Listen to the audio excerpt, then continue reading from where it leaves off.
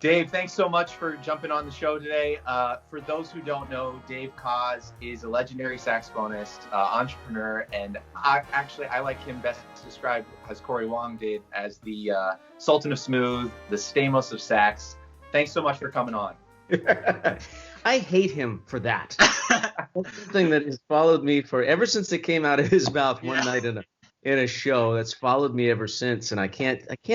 I'm always trying to shake it off, but then I think, who doesn't want to be the Sultan of Smooth or the Stamos of Sax? So I guess I'm okay with it. Anyway, that alliteration, the S is just, yeah. That's little Corey Wong. I'm a huge fan of both of you guys and have been for a long time. I love what you do, and I'm very honored to be a part of your podcast. So thank you very much for having me on. Oh, thank you, Dave. Thanks so much, Dave. We really appreciate that. We wanted to start off getting it more into, actually, to continue down this rabbit hole of Corey Wong a little bit. Most recently, some of the younger audiences will know you from your collaborations with him on some of his recent tunes with you, The Optimist or Friends at Sea. And how did that collaboration come together? How did you meet Corey Wong and start working with him? So this is going to sound like a crazy story, and it is, but it's 100% true, and you can corroborate it with him too if you talk to him. But Corey somehow along the way found out that I host a cruise, and I've been doing it for a long time, 15 years now, except for this year, by the way, which sadly had to get canceled. But it's been a wonderful thing. So I found out that he was incensed that some other musician, some instrumentalist, had his own cruise and was having all these people come and traveling around the world. And so he did what he could do to get back at me, and that is he took he played in front of a green screen on a whole tour. I don't know if he does it anymore, but for this one tour he did it. Played in front of a green screen, and then he projected images of me and my cruise behind him, and then asked his audience of kids, people in their 20s, 30s, said, "Who is this guy? His name is Dave Koz, and he hosts a cruise. And I want to know two things. First of all, why does he have a cruise and I don't? And secondly, how do I get on that cruise if I can't have my own cruise?" And so he basically deputized his audience to totally harass me online on social media. And all of a sudden, out of the blue, I started getting these direct messages from people I didn't know, like angry at me for not booking Corey Wong on our cruise. And I'm like, who's Corey Wong? So I started to look online and like, okay, well, this I guess he's pretty good, actually. And then I went down the rabbit hole and found all the Vulfpeck stuff. And I was like, dang, these guys are playing some amazing music. And their audiences are all young people. And so I reached out to him via social media, and I said, I've been getting all these messages. Maybe we should meet and talk about this. And we did meet, and I immediately fell in love with the guy. He's so funny. And I don't know if you guys have met him, but he is just an amazing human being, as well as one of the great guitar players of this moment. And so we immediately hit it off, and he said, I said, I'm going to be in Minnesota. He lives in Minneapolis. I'm going to be in Minnesota for our summer tour. Maybe we can arrange a little fun session. And we did.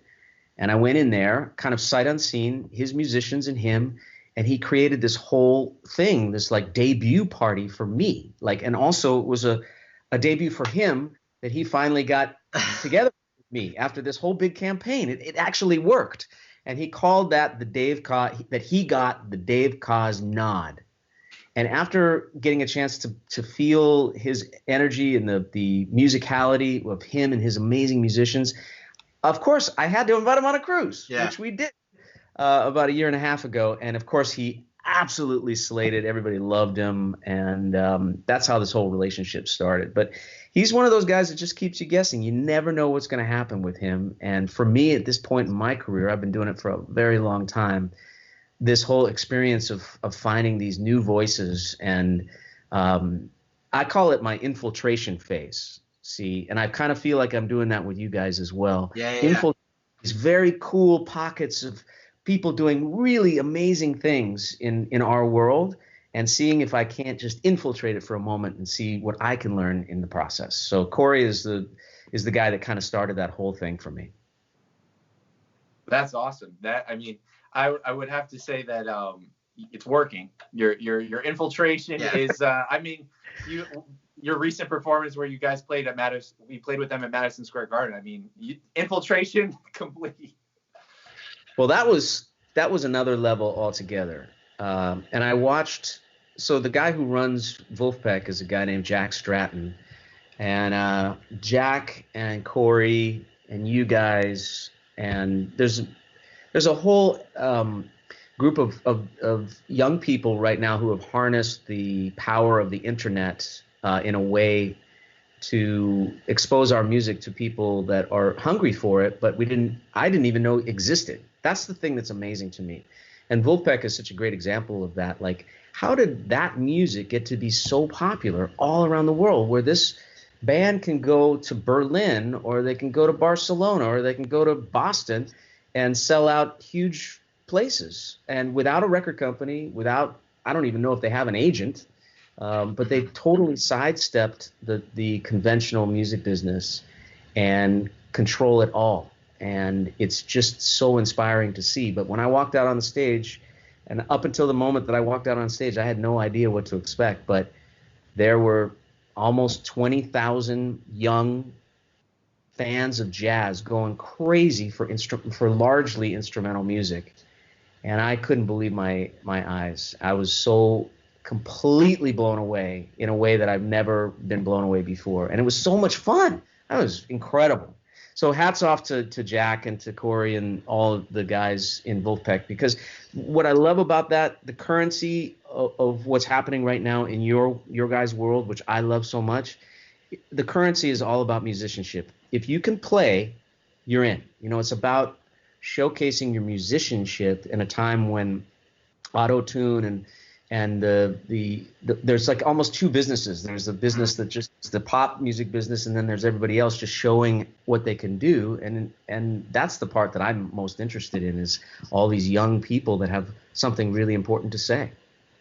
Yeah, I mean, that even ties into a lot of what we try to do at JazzMemes. Is we even felt like when we were coming in school and learning the instrument, Kevin plays piano and I played guitar, that there was an audience for this kind of music. Like, we saw our peers going out to shows and doing that, but it wasn't really gathered online, and it wasn't jazz especially was so stuck in previous media forms with magazines, and not really brought into the age of the internet, that we felt like we could help with that and bring these artists together, start making these connections. I mean, that's even how we met you, is through a drummer for Aubrey Logan saw us, and then we got in contact with her, and she was on your Summer Horns tour, and then we met you, and then that's how this is happening. Like, I mean, that's just right there. Like, this is from, and like literally, like, one of the first albums our dad gave us, because Kevin used to play saxophone too, was your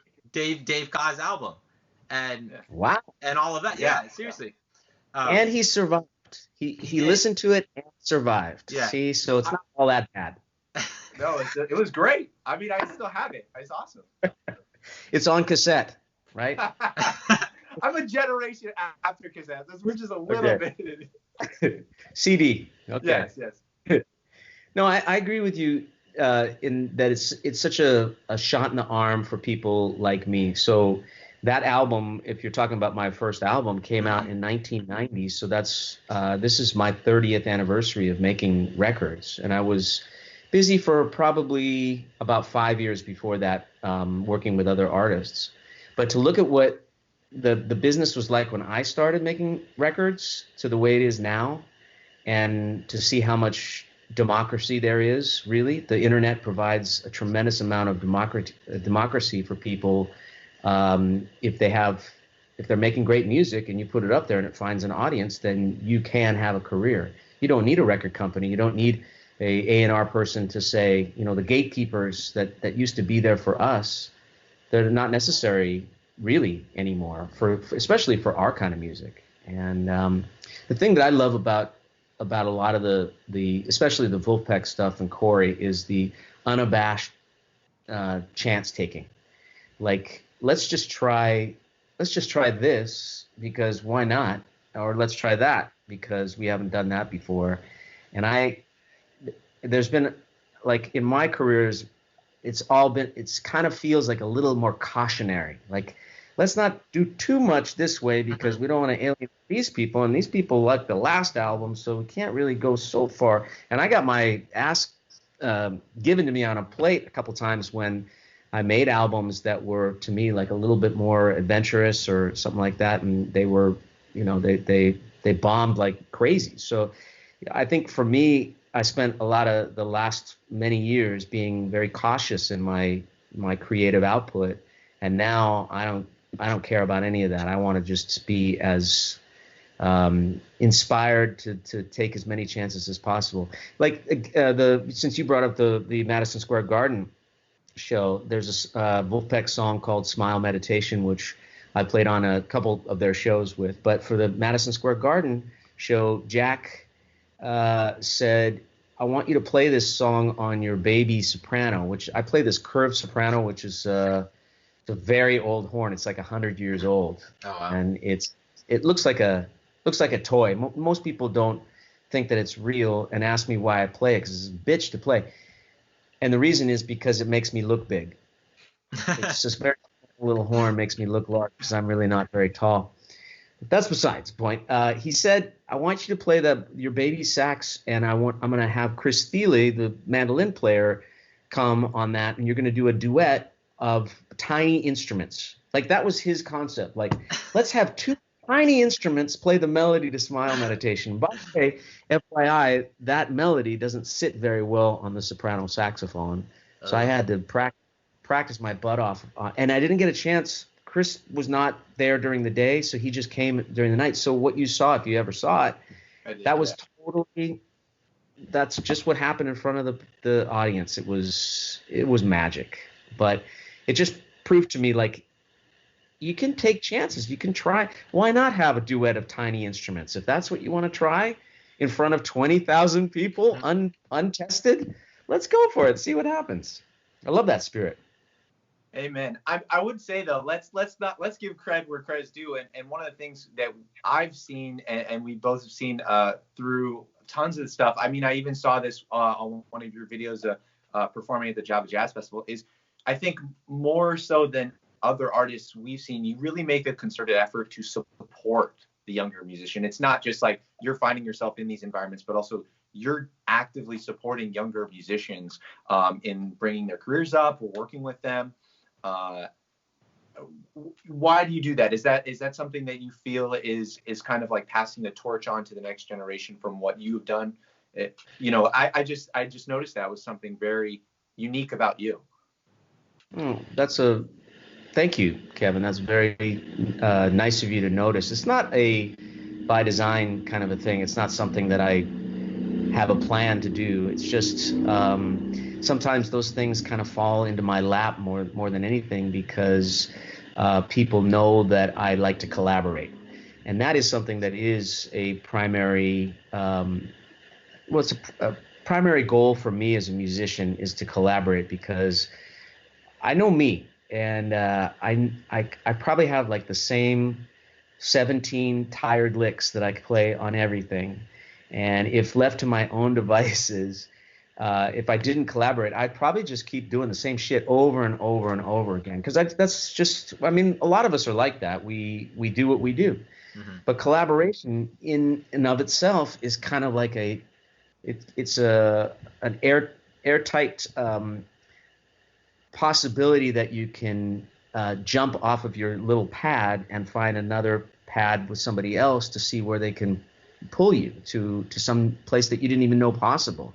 And I've seen that so many times in my life of working with other musicians, young and old, that have inspired me musically, so that, and I will, I'll listen to something, or I'll see something that I did in a concert working with somebody else, and I was like, well, where did that come from? Well, it wouldn't have come from my own vocabulary, because it wasn't at the top. It wasn't in the top of my vocabulary words that I use, but it was in there somewhere. But it required somebody else to kind of pull it out of me, and that's what collaboration is for me, is a chance for me to learn other aspects of my musicality that are not at the surface.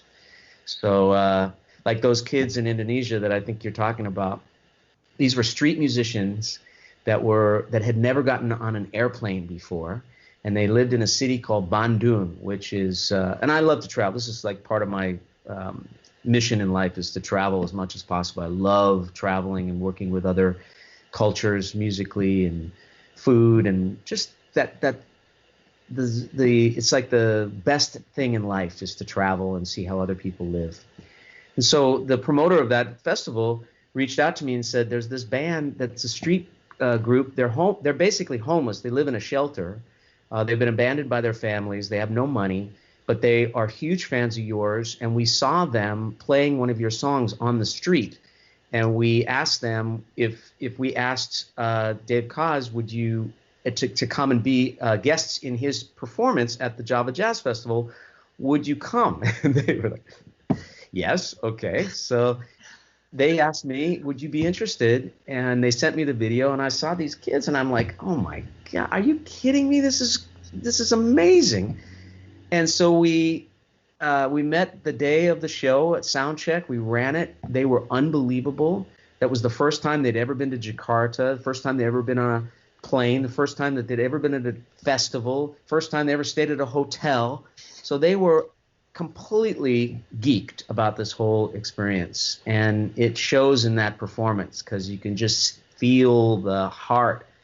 And as I know it was a great experience for them, but it was an even better experience for me. Absolutely. I mean, that came across in the video. I mean, both the energy from you guys when you guys were trading solos, to just how you let them open up the whole performance, and you just sat back after introducing them and just let them do their thing. I mean, those are the kinds of things that spoke to me as far as the way you view, this kind of collaboration that you're talking about between anyone, It's a very important thing for me, and I think if I was giving some advice, not that I feel like I can give that much advice to younger people, because I know what I know, and I don't feel like I've had a great experience with my musical career, and if it all ended tomorrow, I would only have 2 words to say, and that's thank you. I mean, who gets a chance to have a career like I've had for this many years? So, but I don't think it's because of any one thing in particular. It's just it's a lot of just nose to the grindstone and continue to just put out high quality work that you feel good about. But one of the things that's made me push myself is those collaborations and finding those kinds of special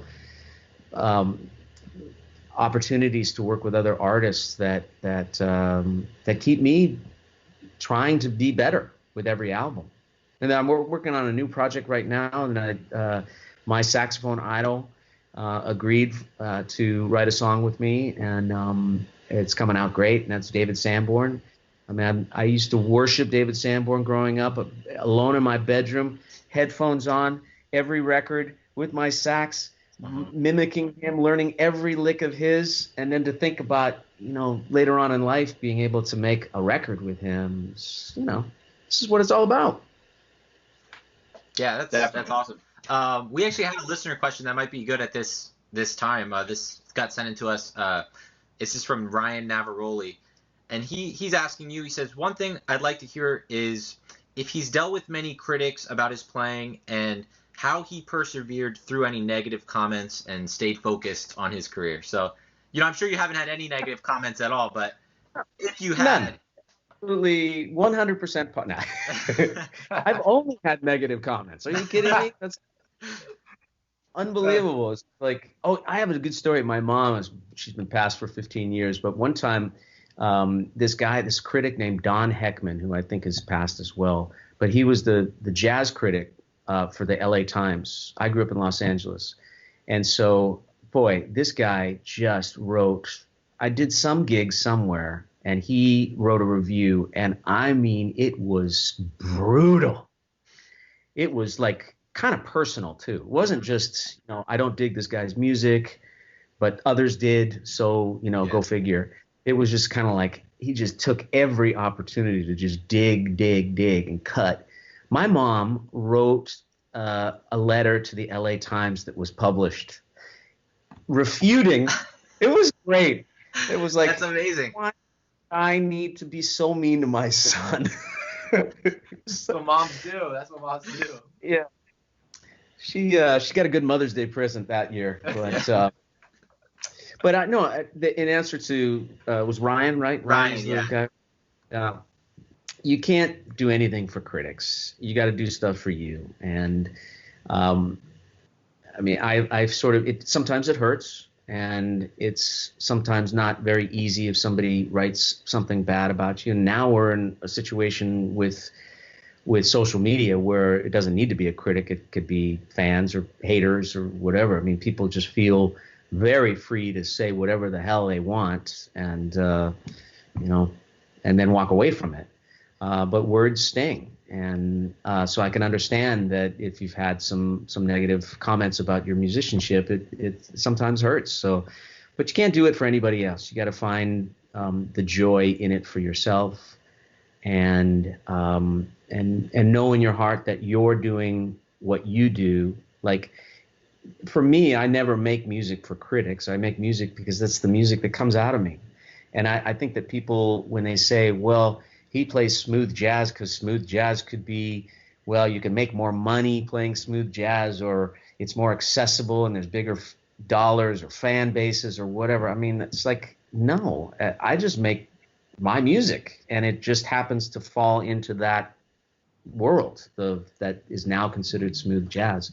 And even that term has been so, oh my God, for the longest time, that term has been really maligned by musicians for a good reason, because it doesn't describe anything. It's a radio format. It's not a style of music. So for the longest time, people like me or Rick Braun or even David Sanborn or Bob James, or we get that moniker of we're smooth jazz artists, and people immediately just see the term and they go, I hate that. I hate that artist because he's smooth jazz, and smooth jazz is kind of, it's especially by the jazz police, people that are more purists. They listen to the music and they go, oh yeah, this is lightweight, this is bullshit. And I think for some it is, but for me, it's the music that I make. It's very authentic. It's because it comes out of me. It's not planned. It's not I don't sit in the room and kind of figure out what I can do to make more money or get a bigger audience. I'm just truly making the music that comes naturally to me. So Ryan, if you do that, you're going to be okay. And so forget the critics. Just make music that feels good to you. Yeah, I mean, even the musicians you just named, they're all heavyweights on their instrument, or one of my personal favorites is George Benson. And no one can say he's not a killing guitar player, but a lot of his stuff would be considered or fall under the realm of smooth jazz, and that style he was making for a while. So, there's a lot to a musician more than just whatever genre they get thrown under, whatever category. And Benson, I bet Benson would answer that question probably similar to the way I answered it, which is he's not. I mean, maybe there was a time. I think that I heard a story one time that it was Tommy LaPuma that found out. Tommy LaPuma, the great jazz record producer, who produced a lot of those albums. That initially George Benson was a straight ahead guitarist. He was making really like jazz albums, and somewhere along the way, Tommy heard George sing and then pushed him, saying, hey, like if you sing and play guitar, then we could really open you up to another audience. And George said, well, okay, let's try it. And that's where he had his breakout success. But you got to love a pop star like George Benson or a pop star like Al Jarreau was. These are guys that had their toes in multiple genres, and they lived in those genres very comfortably. And it didn't feel like, if you were the pop fan of George Benson, you claimed him as yours. But if you came from the fan of being crazy about his guitar playing, then you could also feel that he was yours. So those guys were masters at being able to kind of surf multiple genres and make their fans that came from those different genres feel special. Well, that's exactly it, because like Benson always sounds like Benson, whether he's doing his straight ahead jazz or his smooth jazz or his he was on a track of the Gorillaz band recently, and like it's Benson immediately. Like in the background, there's just like some guitar, and you're just like, it has to be him. And so I think that's kind of what you're getting to, like, whether you're playing your own stuff or you're playing with Corey Wong or you're playing with Vulfpeck or any of these things, like you're gonna sound like Dave Koz because that's how you're approaching the music, not like I'm gonna play smooth jazz or as a jazz person, like I'm gonna play jazz, so that means I play melodic minor and I swing in this way and I do this and I it's a totally different mindset. I remember melodic minor. I haven't thought about that term in a very long time, but it's now coming back to me. Yeah. This is where all our jazz musician purists just turned off. We're just trying to throw them a hook. Yeah. Melodic minor. Yeah. Yeah, throw in a Lydian and Mixolydian and, I remember those terms too. Haven't used them in a long time.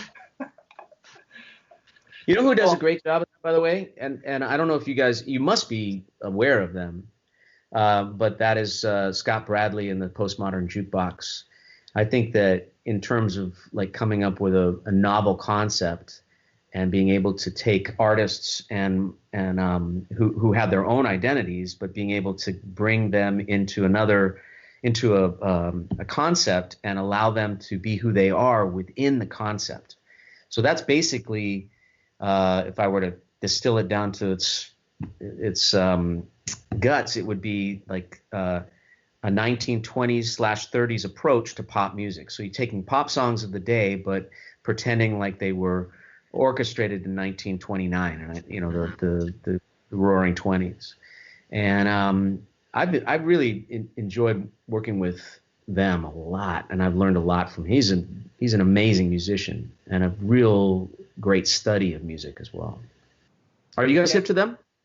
Yeah, we're really hip. I mean, we just worked with, someone who collaborates with them a lot is Benny Benack, the trumpet player.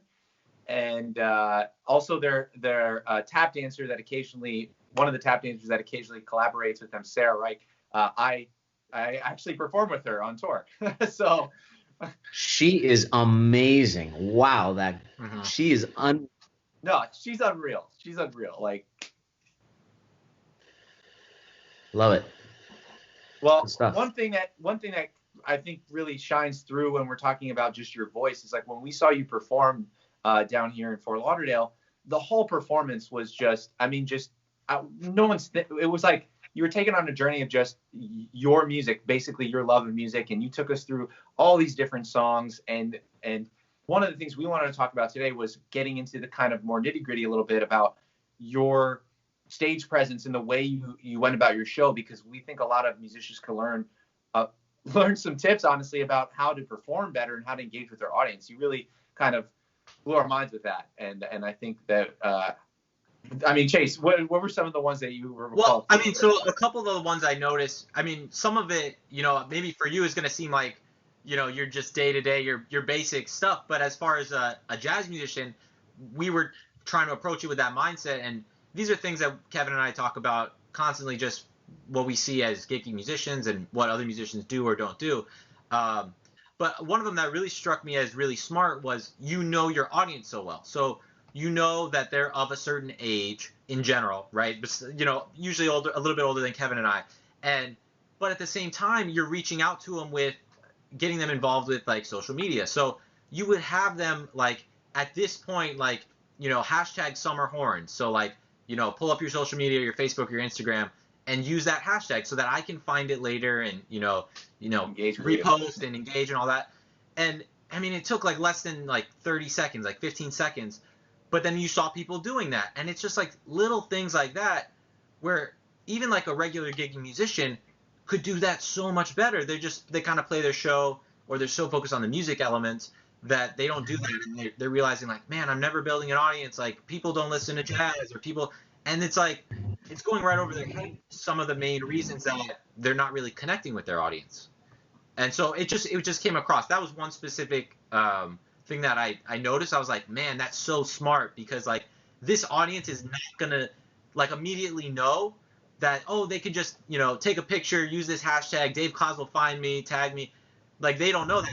a younger audience would know that, but yours won't, and you taught that to them like real quick, real smooth, and just like I'm sure as you do that over the shows, that really has an effect. So anyways, we were just asking about your mindset on that. I got to give credit where credit is due, and I learned that from Aubrey Logan, who's the person that is directly associated with us knowing each other. And thank you, Aubrey. Yeah, I'm very happy to know you guys. But Aubrey, I met through Postmodern Jukebox and fell in love with her, and she's an unbelievable singer and plays the trombone like there's no tomorrow. And when we were doing a new Summer Horns project, I thought, God, this would be very cool, because we could have Rick Braun and Gerald Albright and Richard Elliott and me. You got 4 old fogies. What does this party need? Some young, energetic female that can kill it on the trombone and also sing. It just made complete sense. We recorded the album and we went out on tour and we had so much fun. But Aubrey was the person that was educating us, because she's 30 and she knows this stuff.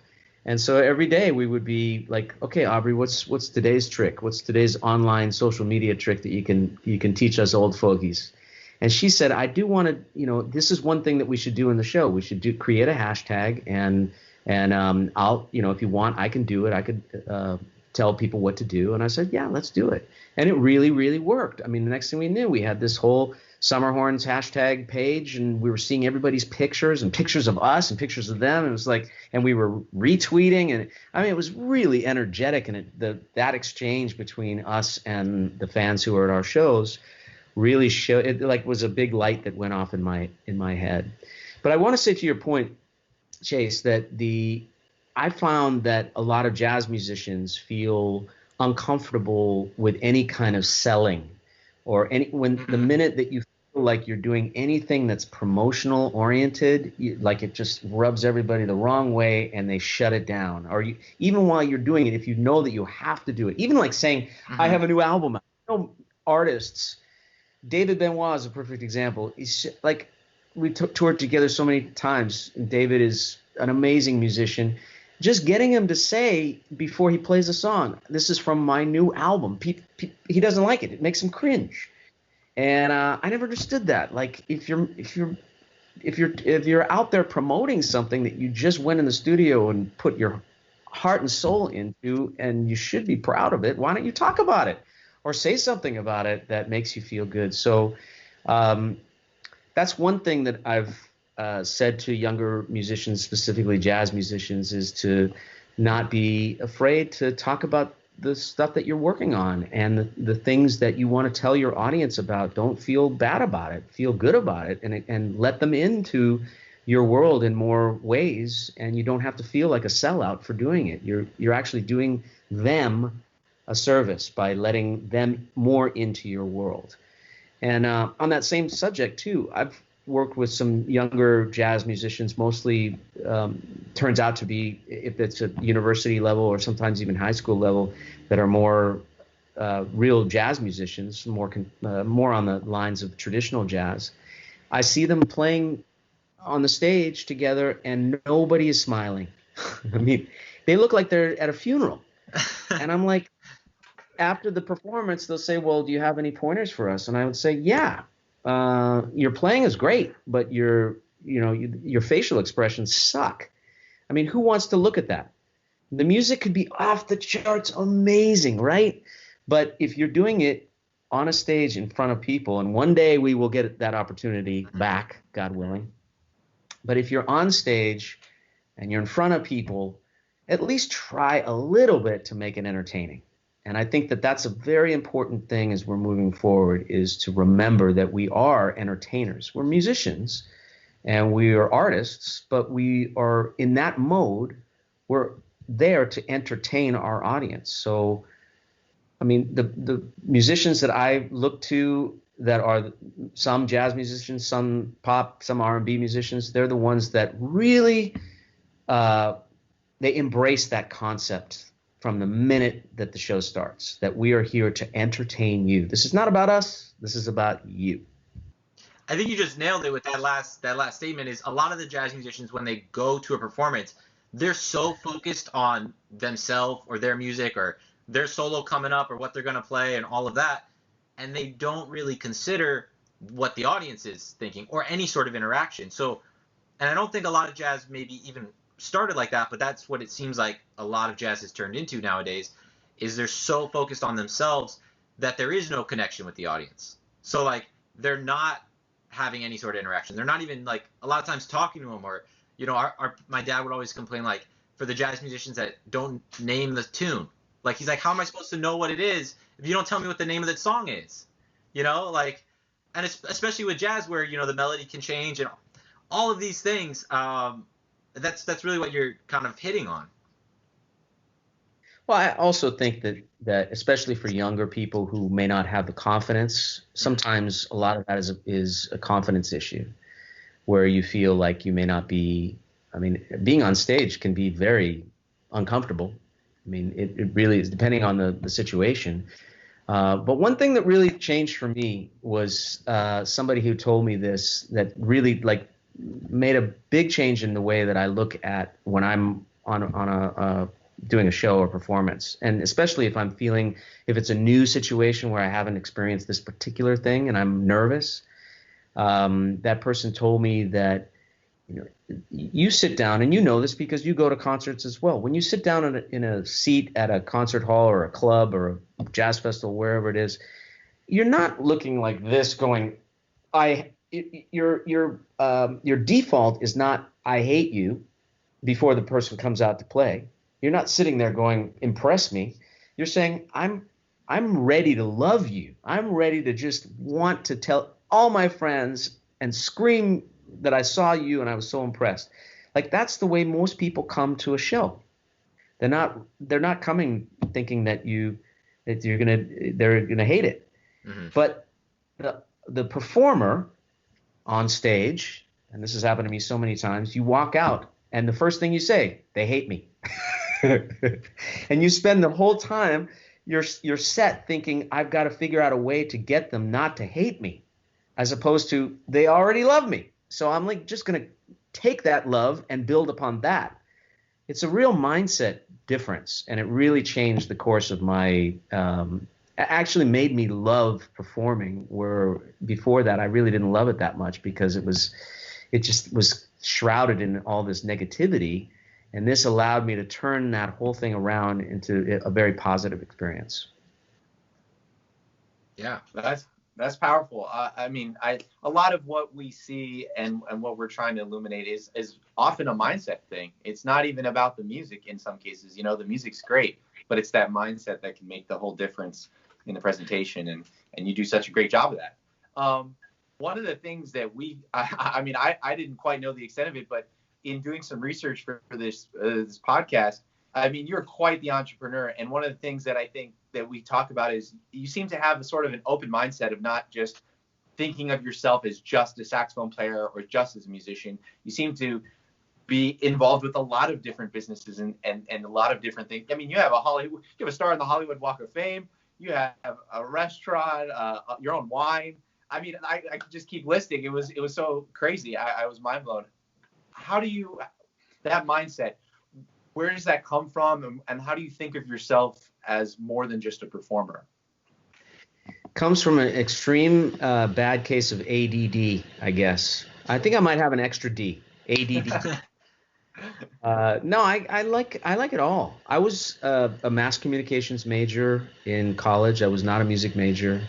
And so, and I really didn't know that music would be my livelihood until I graduated and I got my first gig. And then it just sort of went down that path. But I would have been okay if my life took a different direction too, and saxophone wasn't the main thing.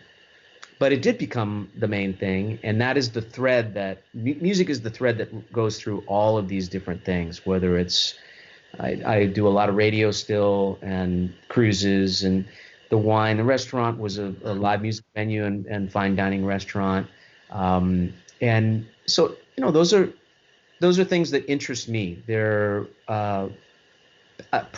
extra passions that are somehow related to the music, but allow me to have a different to do something different. I think if I did just one thing, which was play the sax, make records, tour, I might get a little bit bored with that. But this is like different ways to massage different parts of my brain and my creativity. And all of those things are things that sort of came to me almost like if somebody said to me, I want you to be a host your own radio show, which they did in the very, like, early on in my career. I'm like, well, I don't know anything about being on radio. And they said, well, we want you to be it because we want an artist perspective to host a show. I was like, okay, well, that sounds good to me. And next thing I know, I've been doing that for 25 years. So a lot of the things for me, I mean, like there's a main thoroughfare of my career, which is music and saxophone and making records and touring. But these are all little side streets that you could be down your thoroughfare, right? And somebody says, hey, come down this street and try this out for a minute and see if this feels good. And, you could put it in your GPS, and every one of those things that you mentioned, and there's a bunch of other ones as well, were that kind of thing. It wasn't me saying, I want to go out and do this. It's just opportunities that felt right. And so to me, it's like you can't live your life and career with blinders on and just stay. I mean, you can, but for me, I couldn't do that. I wanted to take the blinders off and be like looking around. And maybe as a result, it may have hurt my music career. It may have derailed some of the things that I was going for musically. But by the same token, I think it's really helped broaden me and my experience out to be a little bit more of a fuller life. Had to have new things to look forward to and to try. So I've enjoyed it. That's awesome. Well, Kaz, I really appreciate you taking the time. I know we could keep talking for hours, and we just want to thank you so much. I mean, even from our first experience meeting you, you were so welcoming of us and what we do, and bringing us backstage, bringing our parents backstage. That was incredible. So thank you so much again for taking the time to hop on our show, and our audience will really appreciate it. It's very kind of you. And your parents, I said this that night. I said, your parents, you did good with these two kids. They're very lovely young men, talented, and doing something that's really good in the world. Like what you're doing is great. You're putting something really positive into the world. You're creating new fans of the music with how you present it, which is done in a really smart but also fun way, so it's not so cerebral. I mean, that's one of the things too about our genre of music, is it tends to be so over everybody's head a lot of the times. And we want to create more fans, and we want to create an environment and a family of artists that support each other. And the fact that you invited someone like me on your show shows that you are part of the solution and not part of the problem moving forward, which is building a much stronger, bigger family of people who love jazz. So it's a big honor for me to join you guys, and I want to wish you just nothing but huge success and just make those parents even more proud of you. Thanks, Dave. We really appreciate it. I want the sister too, okay? We will. Stop hiding her from me. We will. Next time you're in Florida. Yes. Okay. Sounds great. Thank you guys very much. It's a pleasure. Thanks, Dave.